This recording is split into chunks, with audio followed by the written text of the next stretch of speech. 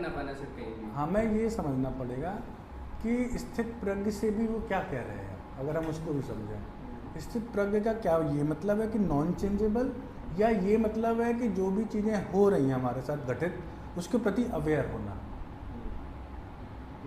है ना। ये चीज़ हमें समझनी होगी। अवेयरनेस, जैसे हमारे साथ मान लो कठिन परिस्थितियाँ आ गई या हम बहुत परेशान हो गए, तो उस समय पे भी क्या हम अपनी उस दृढ़ता के साथ खड़े हो पा रहे हैं या नहीं, इस चीज़ को स्थित प्रज्ञता बोल रहे हैं। या ये बोल रहे हैं कि कुछ फर्क ही ना पड़े तुम्हें सुख दुख का।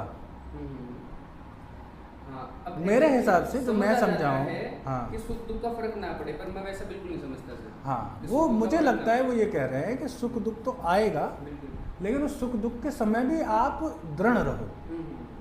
आप अपने विचारों पर, अपने मूल्यों पर और अपनी जो भी आपकी सोच समझ है उस पर आप स्थिर रहो और इसके अनुसार एक्शन करो। ये कह रहे हैं, ना कि ये कह रहे हैं कि आपको फर्क ही नहीं पड़ना चाहिए सुख दुख का, है ना।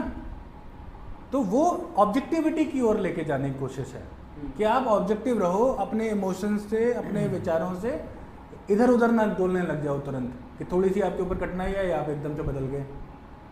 वो उस तरह की बात है। तो वो तो जगह स्मृति भी बोलेंगे यही बात। एट द एंड वो अवेयरनेस के बारे में ही बात कर रहे हैं। अवेयरनेस, स्थित प्रज्ञता मेरे हिसाब से तो अवेयरनेस ही है, वो स्टैटिक होना नहीं है। स्टैटिक कैसे हो गया आप इस लाइफ में? कृष्ण तो ये भी बोल रहे हैं ना, स्थित प्रज्ञ भी बोल रहे हैं और ये भी बोल रहे हैं। जब अर्जुन बोल रहा है कि मैं कुछ नहीं करता, मैं तो चला जाता हूँ, तो कह रहे पागल है तू, इस प्रकृति में जब रजोगुण और ये तीनों गुण चल रहे हैं तो ऐसा हो ही नहीं सकता तू कुछ ना करे, तो ये करना ही पड़ेगा। तो वो जान रहे हैं ना कि इस दुनिया में आप रहोगे, you have to be active, किसी न किसी सेंस से आप एक्टिव रहोगे। तो वो व्याख्याओं की गड़बड़ी है।